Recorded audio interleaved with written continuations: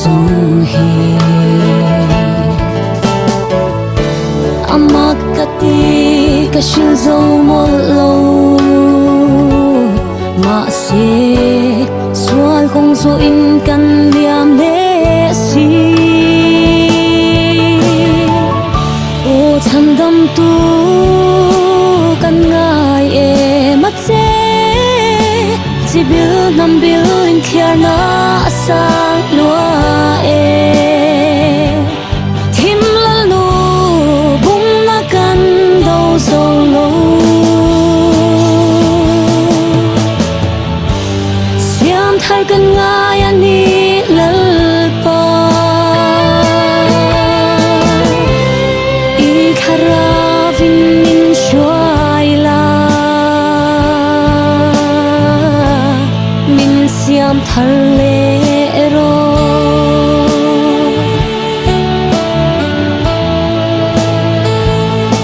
rualu te thu su puarang mo se li thang thar nun thar matiang son zel hia in sui khom zai re zeling no ram tiang kan khen ma lo hi chuanin o chan dam tu kan ngai e ma che chi bil nam bil in khiar na sang lua e thim la lu bung na kan do zo lo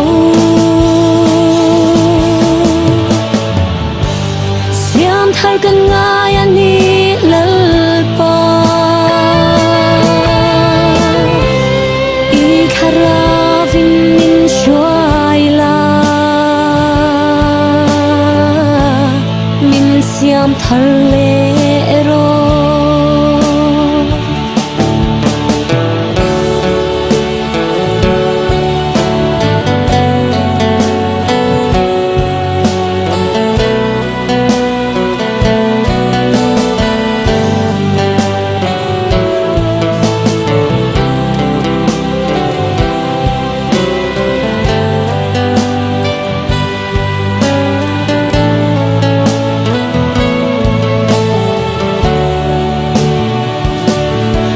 sang thu ngày na an che dong lu kan che na khove aral huna chỉ bil ham bil in kher na zong te abo to ang chung kho pui moi kan khen hun chua chan dam tu kan ngai e ma che chỉ biết nam bil in khiar na sang lua e thim la lu bung na kan do zo lo siam thar kan ngai anh đi lal pa khara vin in shuai la min siam thar le